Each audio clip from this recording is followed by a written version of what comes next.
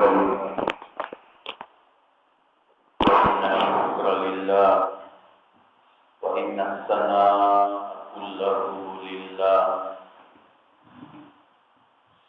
ahmaduhu wa ashkuru wa atubu ilaihi wa astaghfiruh.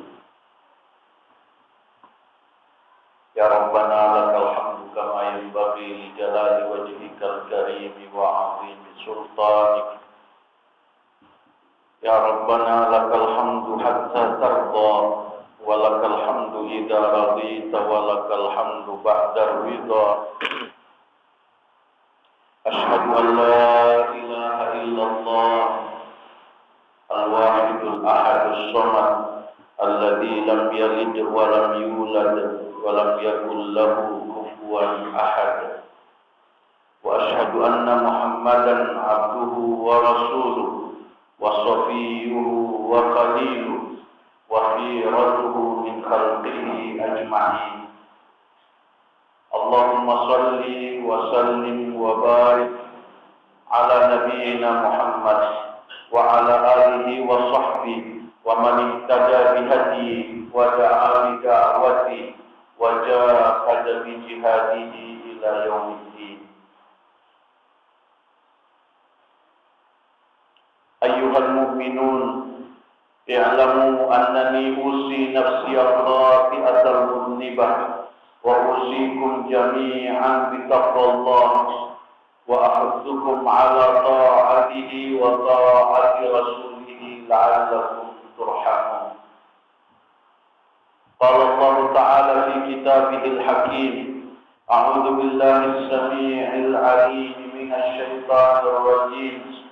Ya ayyuhalladzina amanu taqullaha wa kunu ma'as shadiqin. Wa qala ar-rasulul habibul mustafa as-sadiqul masduq sallallahu alaihi wasallam, ittaqillaha haitsu ma kunt wa atbi'is sayyi'atal hasanata tamhuha wa khaliqin nasa bi khuluqin hasan. Kaum muslimin dan muslimat, jamaah Jumat yang kami himbau agar kita senantiasa saling mendoakan kebaikan dan saling nasihat-menasihati tentang kebenaran dan kesabaran atas dasar cinta dan kasih sayang. Jumat ini adalah Jumat terakhir di bulan Sya'ban 1434 Hijriah. Insyaallah dalam beberapa hari ke depan kita akan memasuki bulan mulia Ramadan.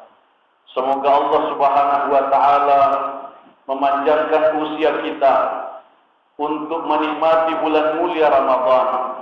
Semoga Allah Subhanahu wa taala memberikan taufik, hidayah dan kekuatan iman kepada kita semua untuk mengoptimalkan ibadah-ibadah mulia sebulan mulia Ramadan. Semoga Allah Subhanahu wa taala menerima amal ibadah Ramadan kita dan semua amal ibadah kita. Orang yang beriman berbahagia menanti kedatangan bulan mulia Ramadan. Oleh karena iman kepada Allah Subhanahu wa taala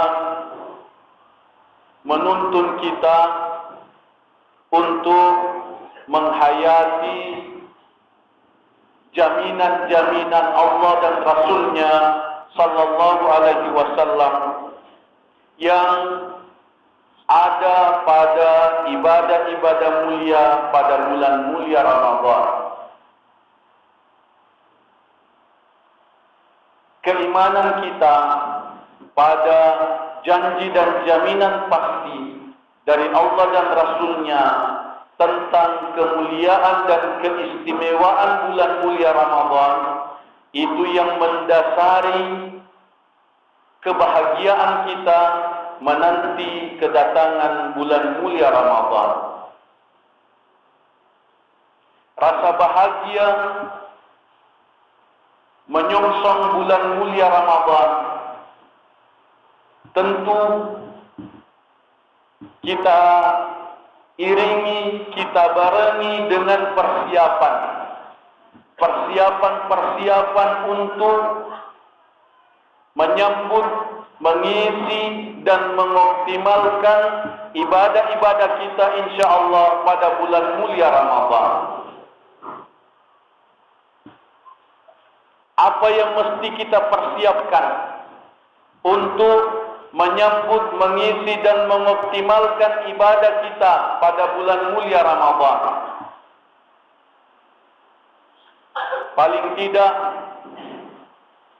ada 4 persiapan yang mesti kita persiapkan untuk menyambut, mengisi dan mengoptimalkan ibadah kita pada bulan mulia Ramadan. Yang pertama ialah taubat kepada Allah Subhanahu wa taala. Persiapan pertama dan utama untuk menyambut bulan mulia Ramadan adalah persiapan taubat. Bulan Ramadan adalah bulan taubat.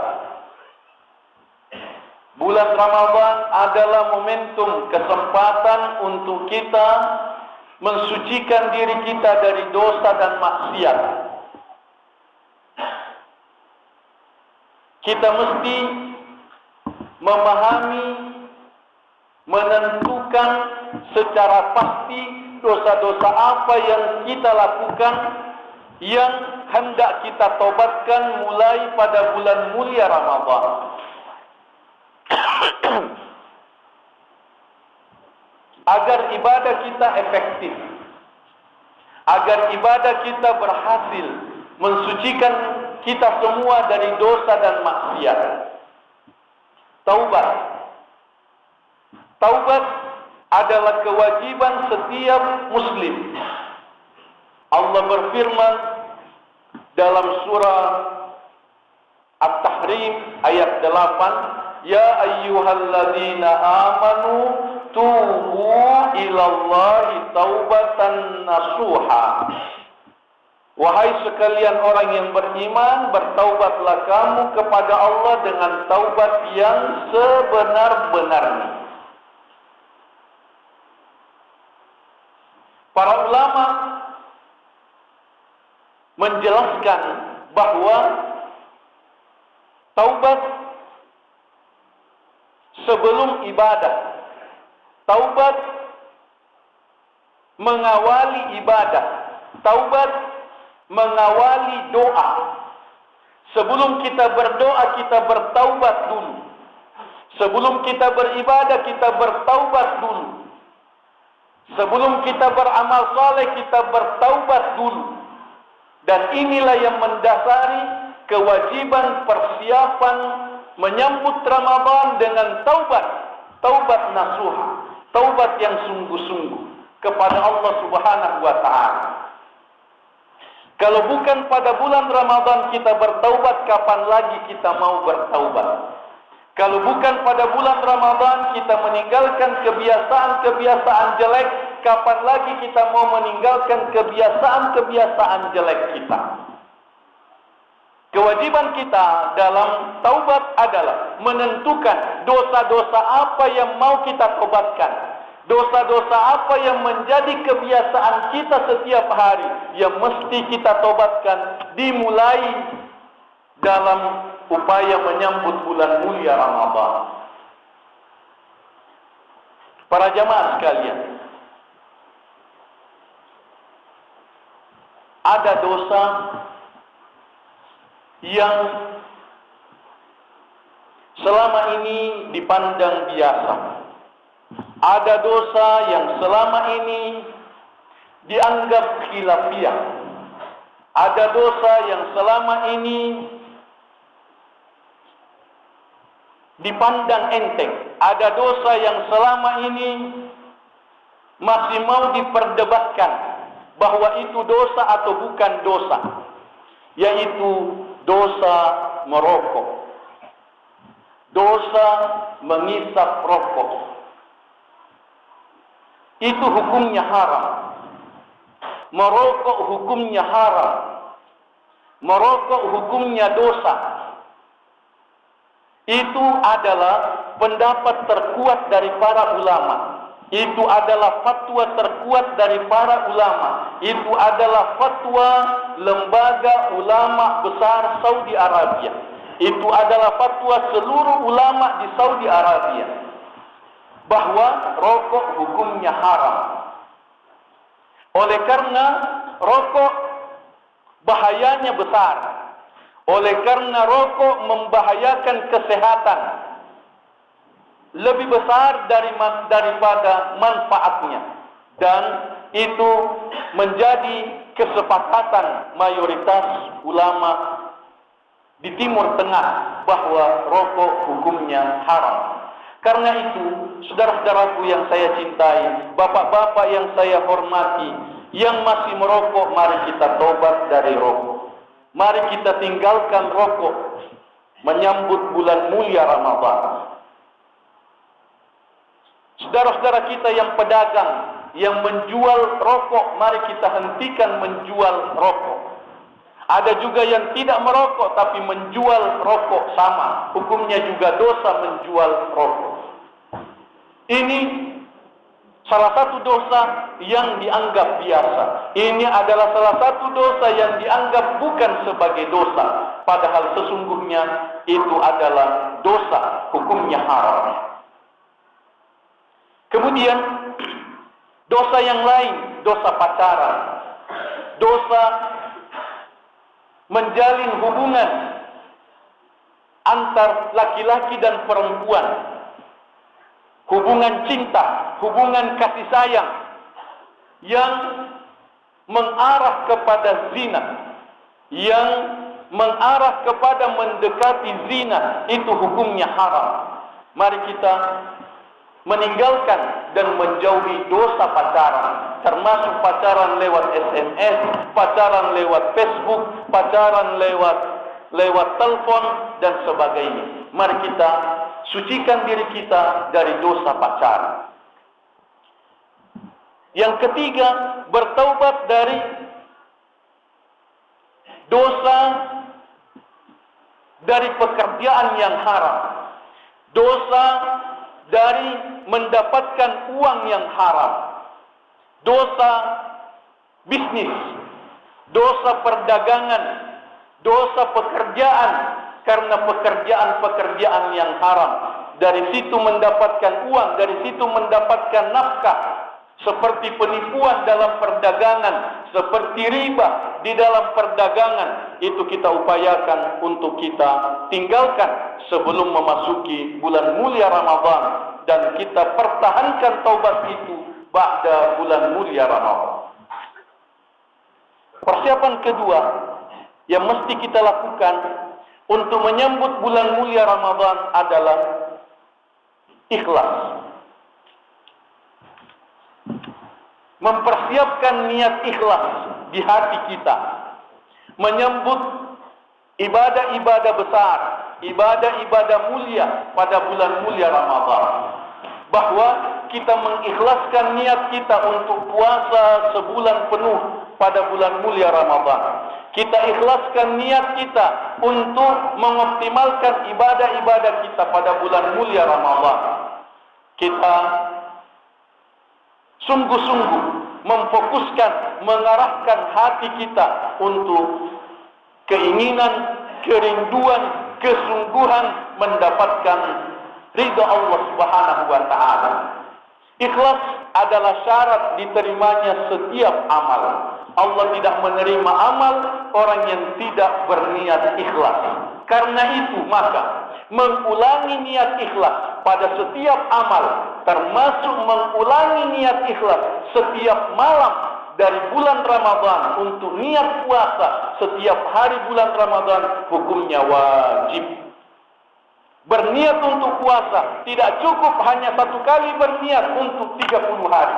Tidak cukup satu kali berniat untuk 30 hari puasa, akan tetapi berniat setiap malam untuk puasa besoknya. Dan niat yang dimaksudkan adalah niat ikhlas lillahi ta'ala. Sebagaimana niat kita untuk salat, kita niat ikhlas di hati untuk salat, kita niat ikhlas di hati untuk salat sunnah, kita niat ikhlas di hati untuk salat asar nanti, kita niat ikhlas di hati untuk setiap waktu salat dan setiap amal ibadah kita.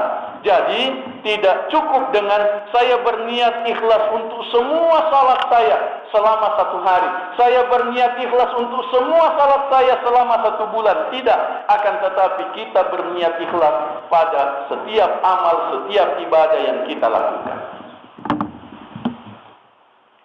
Persiapan yang ketiga yang mesti kita persiapkan untuk menyambut bulan mulia Ramadan adalah ilmu Ramadan.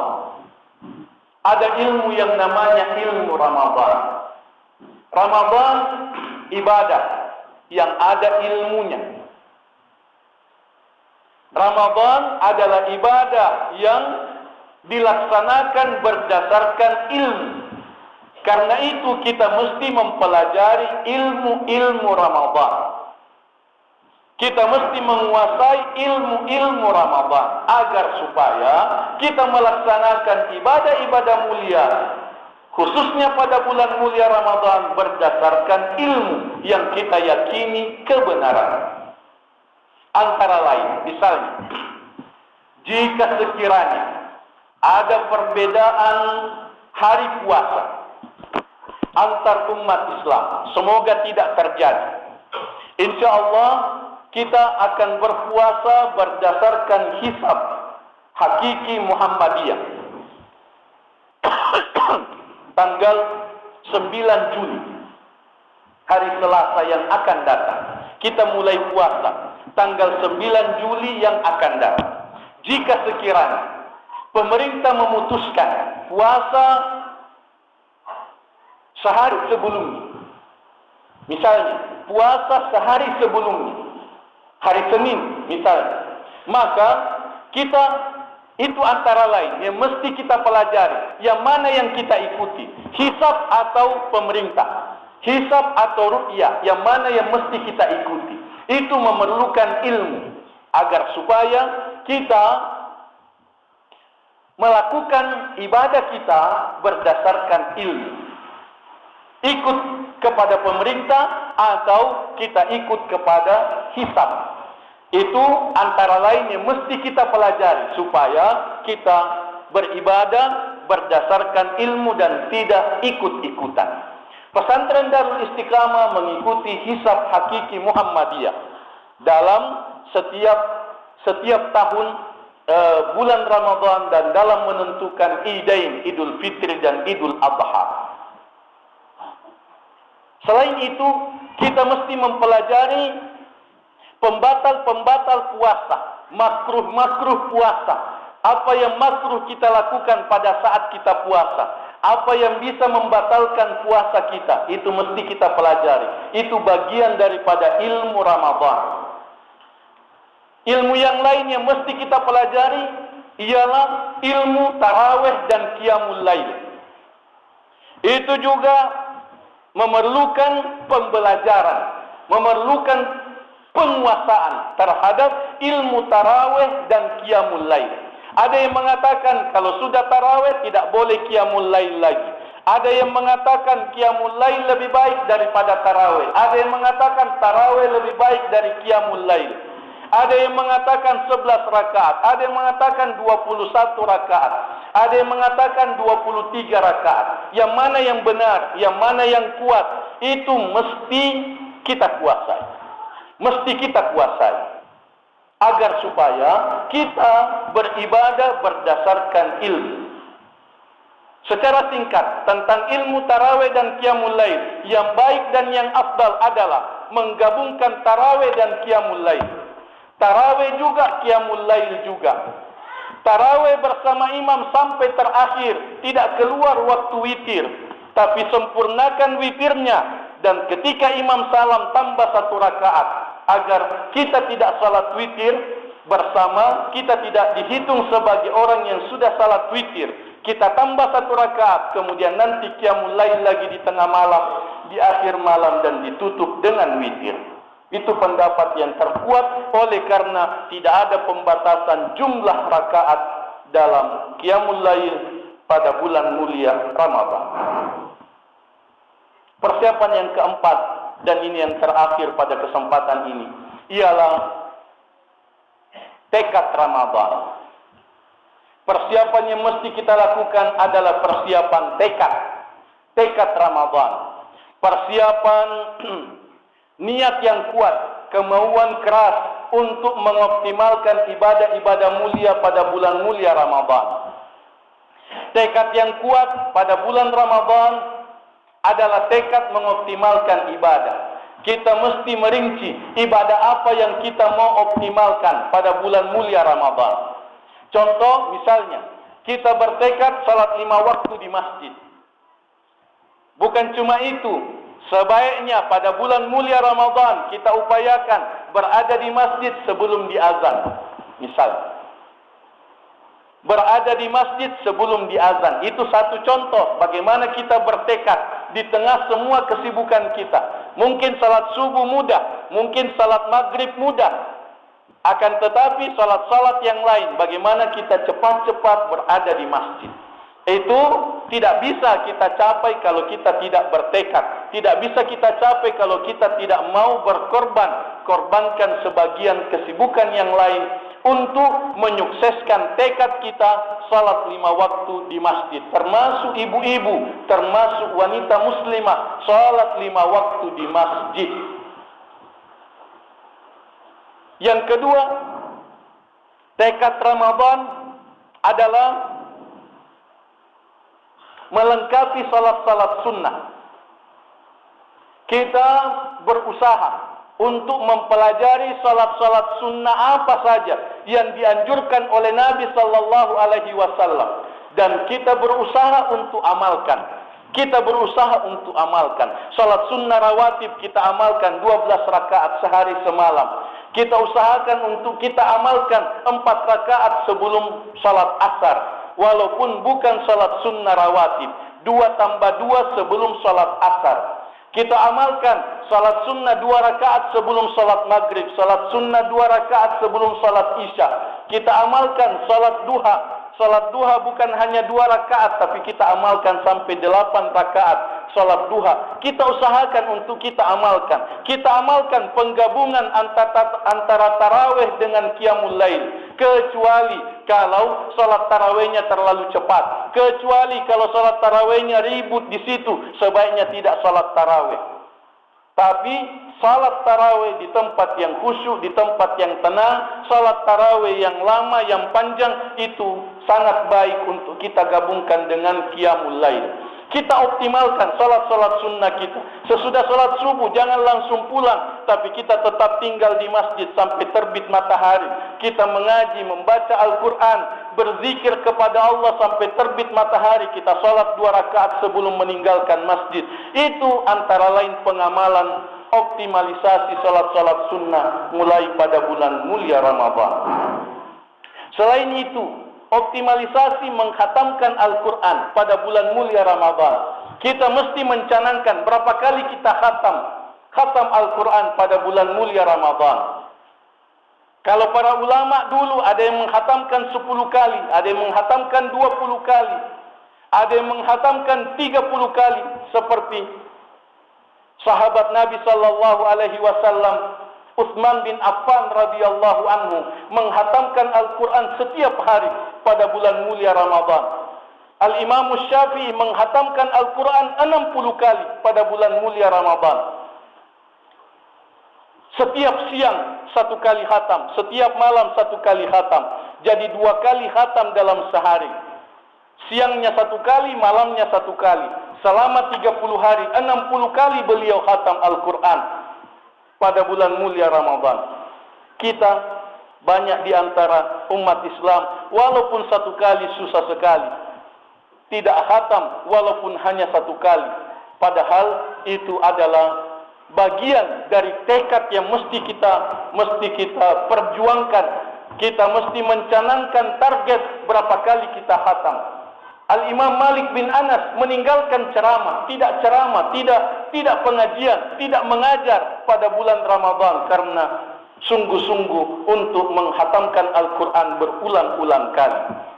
Itu antara lain pengamalan para ulama salaf dulu, para sahabat dan para ulama salaf di dalam menghatamkan Al-Quran berulang-ulang kali. Mari kita canangkan menghatamkan Al-Quran minimal 3 kali pada bulan mulia Ramadan.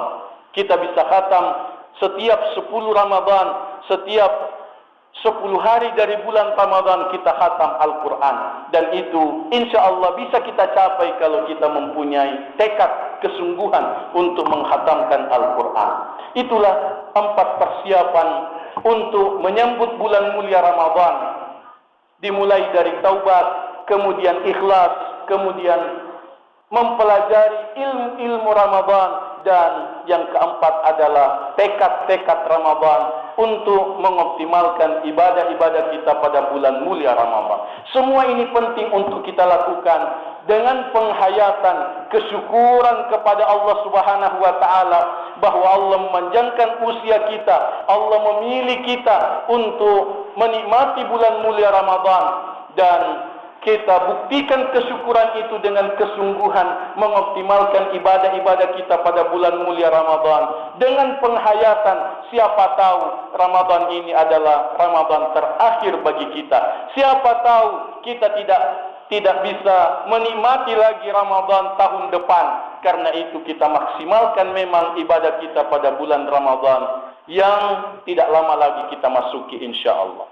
Demikianlah nasihat, himbauan, peringatan, pelajaran yang disampaikan untuk menjadi motivasi dan dorongan bagi kita semua. Semoga kita pahami, semoga diamalkan, semoga diberkati oleh Allah Subhanahu wa taala. Aqulu qouli hadza wa astaghfirullah li wa lakum fastaghfiruhu wa tubu ilaihi innahu huwal ghafurur rahim.